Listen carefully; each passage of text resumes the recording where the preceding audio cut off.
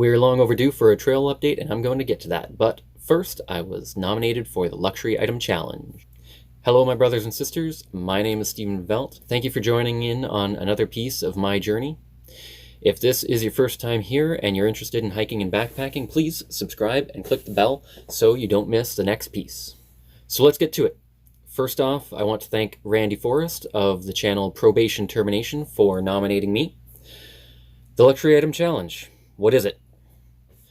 Because we have to carry everything on our backs, backpackers can be very stingy when it comes to extra weight in our packs. Backpackers share the items that we sacrifice the weight to bring, even though they're not considered part of the core gear set for backpacking. Really, it could be anything, depending on how deep into the hobby you've gotten. Ultralight enthusiasts might say they bring a pot of lip balm as their luxury item, while someone who comes from a bushcraft background might bring a fixed blade knife or a full-size multi-tool and consider that their luxury item. It's different for everyone. Personal preference, really. Here are the 3 items that I have brought or intend to bring on future hiking trips. My chair. It's a knockoff of a much more popular brand. I've carried this chair with me for probably 600 kilometers already. I keep it handy on the outside of my pack, and whenever I stop for a break, it's together in under a minute, and I'm resting my back, taking off my shoes and socks, and airing out my feet. 6 Moon Design Silver Shadow Umbrella. I haven't hiked with an umbrella yet, but I do expect to keep this with me in many places to keep the desert sun off and the cold rains from chilling me to the bone. DJI Mavic Mini Drone. I love to capture the beauty of the places that I go, and what better way than with a bird's eye view. They're great for capturing the grandeur of the environment around. Many people feel that focusing on recording and putting together videos detracts from their hikes, but I feel like it brings me closer to the environment around me by bringing my attention to the details of what I'm walking through. By this point, the hardcore backpackers are screaming at their screens for something that I just said, but I did say I'll be taking these items on future hiking trips, and I fully intend to. My chair and the drone won't be coming with me on my backpacking trips. I'll sacrifice weight, but a 1 kilogram chair and 4,200 kilometers does not sound like a match made in heaven. As for the drone, simply put, they're noisy. And it would be a violation of leave no trace principles for me to be zipping around the trail with a drone, disrupting the serenity for everybody else. The umbrella, it will be coming backpacking, but Randy picked it, and I feel like it would be a cop-out for me to choose the same item. So here it is. My backpacking luxury items will be the Trekology pillow, recommended by Darwin.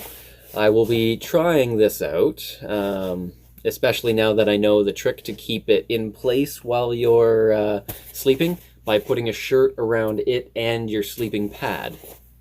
I'm still a little bit unsure, as my nightly pillow is a half-dead down pillow that I've been using and loving since I was a teenager, but we'll see. My tripod and phone grip head. I do enjoy capturing the details, but I'm not so married to that idea that I will be that guy droning around the trail. Finally, good old-fashioned paper maps.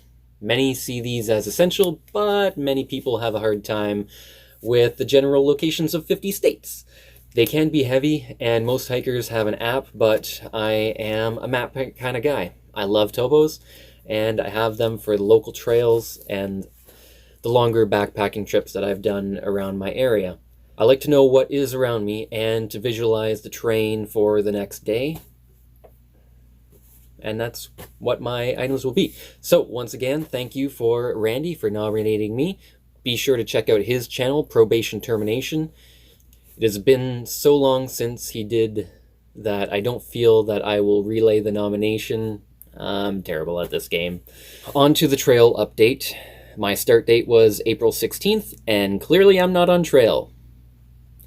Yes, the virus has infected my hike and brought it to an end even before it started. Here's a little recap of the timeline that I saw here in Ontario. Keep in mind that I work in the IT department of my local public school board. So, in the beginning of March, I was paying attention to the world news and seeing the progression and measures that China had been taking and keeping their people contained. So, March 9th, things were starting to get real, and there were that we may have some closures. On March 13th, the announcements went out that the schools around us in Ontario would be closed for 2 weeks following the March break. The March break for us was the week of March 16th. I brought it up to my manager and my superintendent that I might have to cancel my leave if things continued to decline, and that's what they did. So March 16th was my last day working from the office, so it has been a month now that I've been working from home. On March 18th, Porter Airlines, a regional carrier here in Eastern Canada, they suspended their flights, and this was my first flight of my flight day down to Toronto. On March 21st, the Canada-US border was closed to non-essential travel, and on March 22nd, I decided to cancel the rest of my flights and to release my permit date. After the original 2 weeks following our March break, the province had been shut down and all non-essential businesses were forced to close.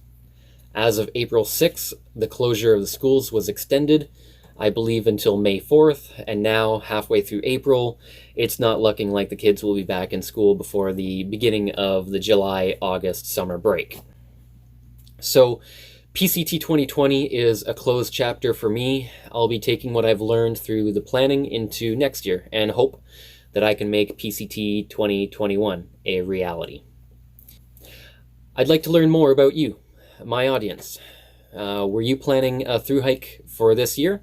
Simple yes, no. Drop your answer into the comments, please. I'd love to know. So at this point, clearly I'm wallowing in the depths of my own depression. Can you tell? No. My situation is not so grim, as many others have actually had to quit their jobs, sublet their apartments, or sell off all of their worldly possessions. I'm a saver, and I had been for a long time before the inception of the idea that I would hike this trail. So, leading up to my planned PCT hike, I was ready to continue paying for the house bills while not receiving a paycheck and also financing my hike. So, financially, I'm fine, especially now that I'm not paying for the hike, still receiving a paycheck, and the monthly bills have been greatly reduced. How are my lady and I coping with quarantine? Projects! There is no shortage of projects for myself and for her. When I'm not working from home, I'm still working and making progress on video projects like this, and my Google Earth tours, and other ones like the fun Hogan's Homestead video that I put up a couple of days back. Yes, I know it's not hiking related, but it's still my personal channel, and I had to post it somewhere. I'll try to keep things hiking related, but if you're interested in the fringe, let me know. My lady, while I'm working, she's usually sewing. There was a bit of a scare earlier in the week when we thought her machine might have broken, but being the handy folks that we are, we were able to fix it. She's also producing videos of her own for her clients on IGTV. Together, we're building a second garden, vegetable garden, that we're currently waiting on a soil delivery for. The lady has already started some sprouts, however, we're still getting snow. There was a storm on April 13th that dropped about 10 to 15 centimeters, and just now finally melting away 4 days later, with the weather trending warm again. They will need to be transplanted soon into something larger as they're getting a little big as well. We're also working on setting up an e-commerce website for my aunt and uncle's greenhouse business. They're working hard to pivot their procedures under the pressure of the virus, and my lady and I were doing everything we can to help with that. To wrap this up, I'm looking forward to hiking and backpacking in the future. My lady and I are still doing fine financially, mentally, in our health and in our relationship, even though we have seldom been further than 20 meters apart for the past month. I will be continuing the AT Google Earth Tour release, hopefully adding some fun stuff from myself. In all truthfulness, I've been doing well, but that doesn't mean that I haven't been affected by the cancellation of my hike. It has brought me down a little bit, which is why it's been so long since my last personal update. I hope to be in a better mood going forward and plan to produce something from myself every 2 weeks or so. Thank you for watching. Please follow me at Stephen Hikes if you gram. Click on the like button, subscribe, and hit the bell. And let me know in the comments, once again, were you planning a through hike for this year? And drop a simple yes or no in the comments. Just let me know.